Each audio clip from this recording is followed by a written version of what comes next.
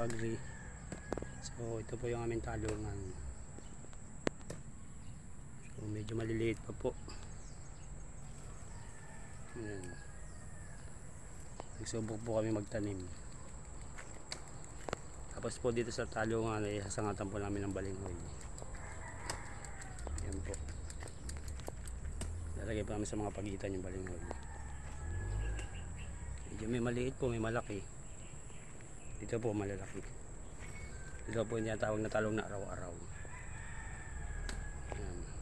So pagkakayanin po namin, tataniman po namin yan.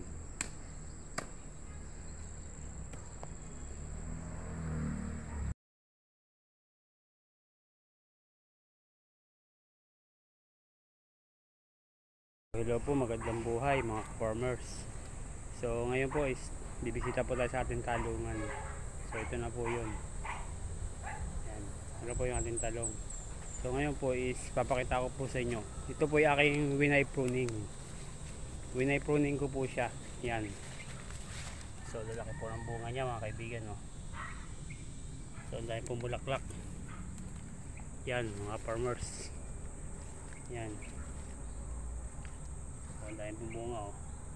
Ito po yung kagandahan ng winay pruning. Yan oh.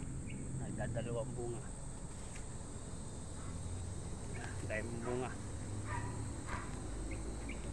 Yan. Laki po ng bunga oh.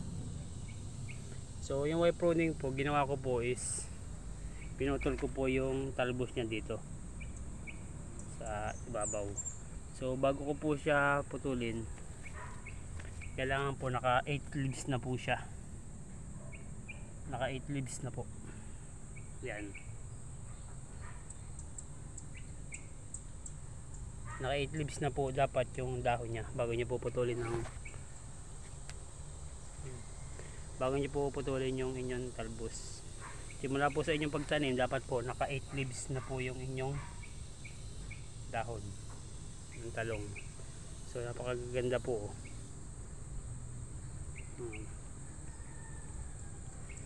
So nabulok po yung nabulok yung bulaklak. Pero bumabawi po, ang daming bulaklak oh. Yan po yung aking winay pruning.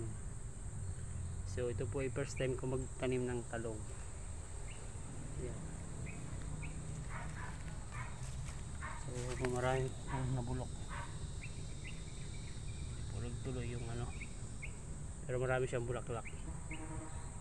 Yan po yung pag winay pruning. Napakababa po pero may mga bunga na siya. Yan po.